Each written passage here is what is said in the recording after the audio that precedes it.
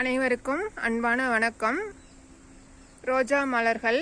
இப்போ இந்த ரோஜா மலர்கள் பார்த்தீங்கன்னா ஆரஞ்சு கலர் நிறத்தில் இருக்கு இல்லைங்களா? இது போலவே நமது உடலுக்கும் உள் உறுப்புகளுக்கும் அந்த கலர்ஸ்க்கு உண்டான நம்ம உடலுக்கு உள் உறுப்புகளுக்கு உண்டான சக்தி இருக்குங்க.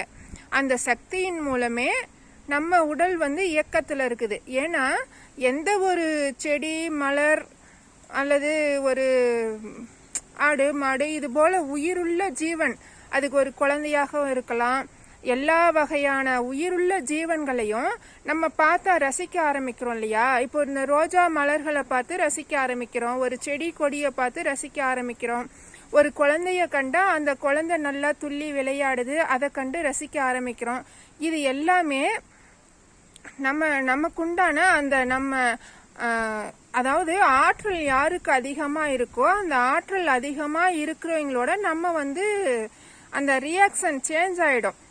இப்போ ஒரு குழந்தை ரொம்ப ஒரு சந்தோஷமா விளையாண்டுட்டு இருக்கும் போது அது நம்மளை பார்த்து சிரிக்குதுன்னா நம்மளோட நம்ம போயிட்டு அந்த குழந்தையோட ஒன்னும் அட்ராக்ஷன் ஆயிடும் இல்லைங்களா? அது போலவே நம்ம உயிருள்ள அனைத்து ஜீவராசிகளுடன நம்ம வாழ்க்கை ஒரு இனிமையா அன்புடன் அனைவரும் வாழ வாழ்த்துகிறேன்.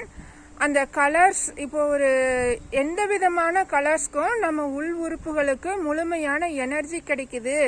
அதனாலயே நம்ம அதை பார்த்து ஒரு ரசனையாவோ ஒரு எப்படி சொல்றது, ஒரு மகிழ்ச்சியான தருணத்தோட நம்ம அதை வரவேற்கிறோம் அப்படிங்கிறத புரிஞ்சுக்கோங்க.